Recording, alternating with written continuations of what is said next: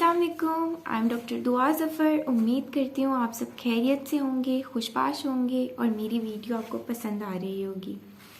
जैसे कि आप लोगों को पता है कि हमने नी पेन की सीरीज़ स्टार्ट की है, जिसमें हमने पहले सारे नी पेन के ओवरऑल कॉजेज़ देखे। उसके बाद कल की वीडियो में हमने डिटेल में ऑस्टियोआर्थराइटिस देखा कि ऑस्टियोआर्थराइटिस होता क्या, उसके साइंस एंड सिम्टम्स क्या है। तो आज हम उसी के ट्रीटमेंट की, उसके 5 मेन एक्सरसाइजेस की बात करेंगे कि वो ऐसी कौन सी 5 मेन एक्सरसाइज हैं जिससे आपकी पेन बिल्कुल ख़त्म हो जाएगी अगर आप वो डेली रूटीन में करेंगे तो वीडियो स्टार्ट करने से पहले do like my video, subscribe my channel लाजमी।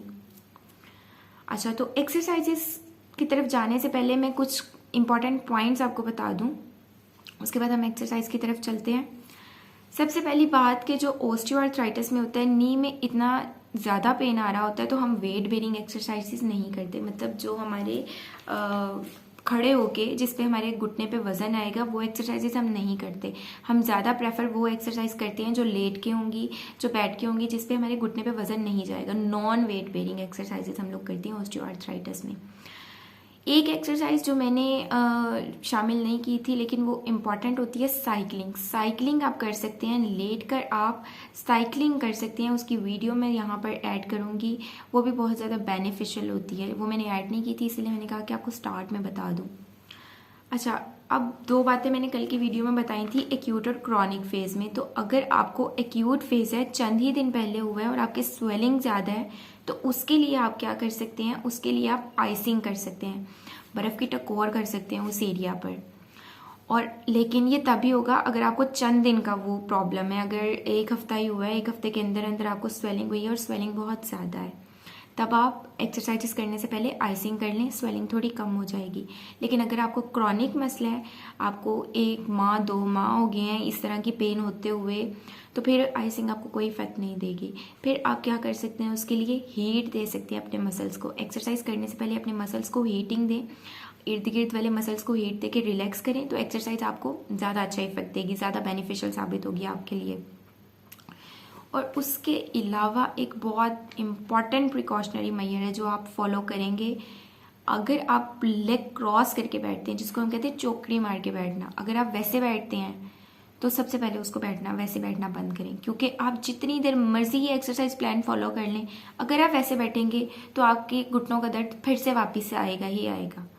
अगर आपने एक्सरसाइजेस फॉलो करनी है और आप चाहते हैं कि आपका दर्द खत्म हो, तो ये सबसे पहली प्रिकॉशनरी मेजर आपने फॉलो करनी है। आपने वैसे बैठना बिल्कुल छोड़ देना है, वरना कोई भी फ़ायदा नहीं होगा। आप जितने मर्जी मेडिसिन ले लें, मेडिसिन से तो आता है एंटीबायोटिक से, लेकिन आपकी वो चीज़ ठीक नहीं होगी क्योंकि ये फिर से उस पर जोर डालता है और वो चीज़ ठीक होने ही नहीं देता। तो इस चीज़ का आपने सबसे ज़्यादा ख्याल रखना है। ये कुछ इंपॉर्टेंट पॉइंट्स थे। अब हम वो 5 इंपॉर्टेंट मेन एक्सरसाइजेस की तरफ चलते हैं जो आप डेली एक्टिविटी में यूज़ करें, रोज़ यूज़ करें, तो आपकी दर्द से आपको बिल्कुल आराम आ जाएगा। चलते हैं एक्सरसाइजेस की तरफ। तो ट्रीटमेंट ऑफ ऑस्टियोआर्थराइटिस हम स्टार्ट करते हैं। 5 मेन और वेरी सिंपल एक्सरसाइजेज हैं ऑस्टियोआर्थराइटिस की, जिसको आप इजीली घर में कर सकते हैं। और अगर आपका ग्रेड 1 और 2 का ही ऑस्टियोआर्थराइटिस है तो ये इससे आपको बिल्कुल पेन रिलीफ हो जाएगी आपकी। तो सबसे पहली एक्सरसाइज स्टार्ट करते हैं। उसमें सबसे पहले देखना है कि पेशेंट का जो घुटना होता है वो नीचे नहीं लगता बेड के साथ। वैसे नॉर्मल थोड़ा सा गैप तो आ रहा होता है, लेकिन उसका गैप काफी ज्यादा होता है और वो बेड से काफी ऊंचा होता है। ये क्यों होता है? ये तब होता है जब हमारे क्वाड्रिसेप मसल, ये जो आगे वाले मसल्स होते हैं, ये इनसफिशिएंट होते हैं। तो सबसे पहला काम जो नी पेन को खत्म करने के लिए, घुटने की दर्द को खत्म करने के लिए करना है, हमने अपने इन मसल्स को स्ट्रॉन्ग करना है, इन मसल को स्ट्रेंथन करना है, सफिशिएंट करना है। उसके लिए हमने क्या करना है कि हमारे पहले थाइस को स्टेबल करना है। और ये क्लिनिक्स में हम स्टेबल करते हैं, फोम रोलर्स रखते हैं थाइस के नीचे और उसके बाद एक्सरसाइजेस करवाते हैं लोअर लेग की। लेकिन अगर आपके पास घर में फोम रोलर नहीं है तो आप कुशन भी यूज कर सकते हैं, पिलो यूज करें आप। वो जो गोल वाला पिलो होता है वो ज्यादा बेनिफिशियल है, लेकिन अभी इस टाइम में ये पिलो यूज कर रही हूँ। पेशेंट की थाइस के नीचे इसको प्लेस करना है, घुटना फ्री हो। अब ये घुटने तक फ्री हो गया और थाइस हमारे स्टेबल हो गए बिल्कुल। अब हमने सिर्फ एक्सरसाइजेस करवानी है लोअर लेग की। जब लोअर लेग की एफिशिएंट करवाएंगे, एक्सरसाइज करवाएंगे, तो ये हमारा मसल स्ट्रेंथन होगा। अभी इस टाइम ये स्टेबल है। इस पेशेंट को कहना है सिंपल कि वो अपनी टांग ऊपर की तरफ उठाए, 5 सेकेंड होल्ड रखे, 1 2 3 4 5 और रिलीज। दोबारा थाइस को स्टेबल कर दिया। पेशेंट की लोअर लेग को कहना है ऊपर उठाए। 1 2 3 4 5 नीचे। सेम इस रेपिटेशन के साथ 5-5 सेकेंड होल्ड करके आपने 20 दफा करनी है ये रेपिटेशन, और दिन में 2 दफा करें, आपको ज्यादा अच्छे इफेक्ट मिलेंगे। ये थी हमारी पहली एक्सरसाइज। पहली एक्सरसाइज से क्या होगा कि हमारे क्वाड्रिसेप्स स्ट्रेंथन होंगे और हमारी नी के पेन को रिलीफ मिलेगा बहुत हद तक। तो अब दूसरी एक्सरसाइज देखते हैं। दूसरी एक्सरसाइज हम लोग क्लिनिक्स में जो करते हैं वो रेजिस्टेंस असिस्टिव बॉल्स के साथ करते हैं। वो क्या होता है कि हम बॉल को नी के नीचे प्लेस करते हैं और पेशेंट ऊपर से प्रेशर लगाता है, वो बॉल उसको नीचे से रेजिस्टेंस दे रहा होता है। सेम यही एक्सरसाइज आप बाय हैंड भी कर सकते हैं। आपने क्या करना है कि पेशेंट की फॉर एग्जांपल हम जिस नी की बात कर रहे हैं वो ये नी है लेफ्ट नी, तो आपने उसकी अनइफेक्टेड नी जिसमें दर्द नहीं, अच्छा जो पहली एक्सरसाइज थी जो टांग आपने ऊपर उठानी थी वो दोनों टांगों पे करनी है, एक टांग पे नहीं करनी। अगर आपको एक घुटने पे दर्द आ रहा है तो भी आपने दोनों टांगों की करनी है, और अगर तो दोनों घुटनों पे आ रहा है तब तो करनी ही करनी है, क्योंकि वो बैलेंस इम्बैलेंस क्रिएट हो जाएगा अगर आप सिर्फ एक घुटने पे करेंगे। तो ये थी दूसरी, मैं बता रही थी कि दूसरी पे क्या करना है कि हमने उसको रेजिस्टेंस देनी है बाय हैंड। तो सिंपल, ये हमारी अनइफेक्टेड लेग है या अभी हम इसको ट्रीट कर रहे हैं, तो ये अपने अंगूठे को बंद करके मुट्ठी बना लेनी है और उसके बाद उसको क्या करना है घुटने के नीचे इस तरह से प्लेस कर देना है। अब पेशेंट को आपने इंस्ट्रक्ट ये करना है कि वो नीचे की तरफ जोर लगाए और आपने उसको ऊपर की तरफ जोर लगाना है, यानी उसको फोर्स देनी है उल्टी ताकि वो रेजिस्टेंस क्रिएट करे। नीचे की तरफ फोर्स करें और आपने ऐसे ऊपर की तरफ फोर्स। इससे ये सारा एरिया बहुत ज्यादा हमारी, ये बहुत अच्छी एक्सरसाइज है, इसको आइसोमेट्रिक एक्सरसाइजेस बोलते हैं। पेन रिलीफ में बहुत ज्यादा बेनिफिशियल है। ये बहुत सिंपल है। इसको आप अगर आपके पास बॉल है तो आप बॉल प्लेस करें, अगर अकेला करना चाहते हैं आप बॉल प्लेस करें, यहाँ पर बॉल आएगा नीचे, आप ऊपर से नीचे की तरफ करें, बॉल आपको ऊपर की तरफ करेगा, वही इफेक्ट आएगा। लेकिन अगर बॉल नहीं है तो किसी से कहें वो इस तरह से प्रेशर लगाए, सेम वही इफेक्ट मिलेगा।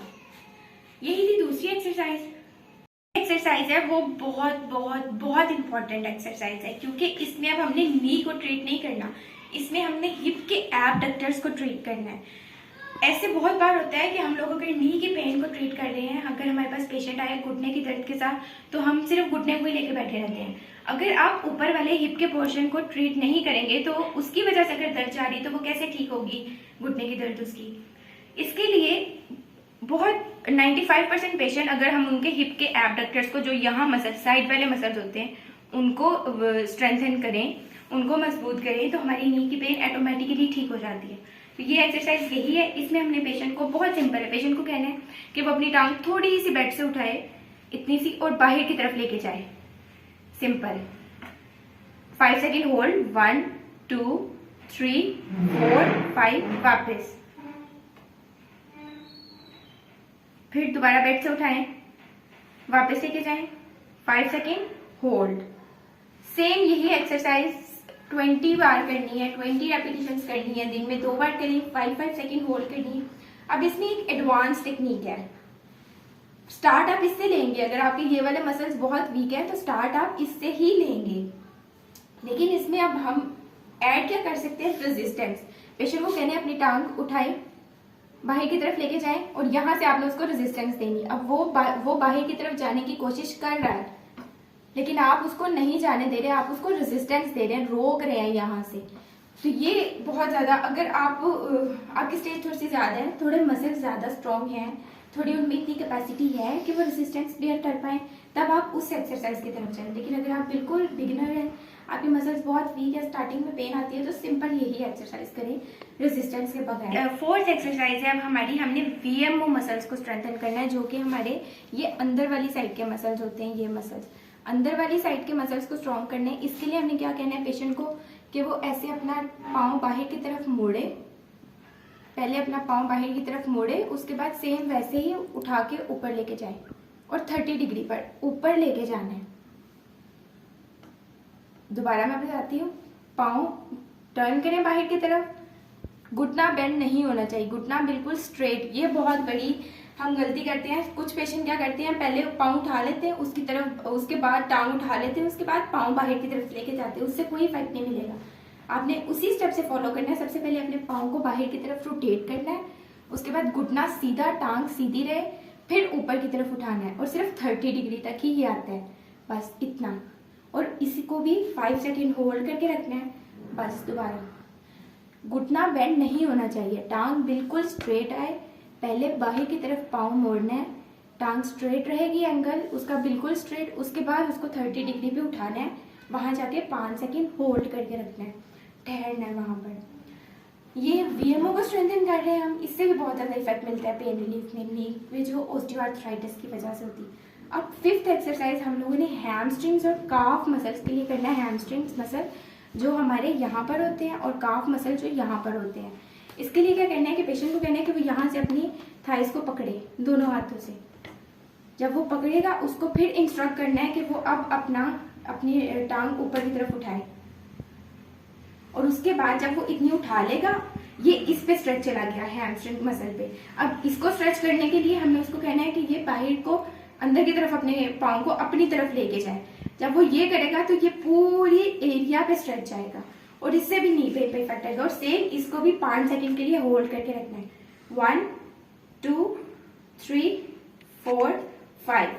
ठीक है, एक बार दोबारा मैं बताती हूँ।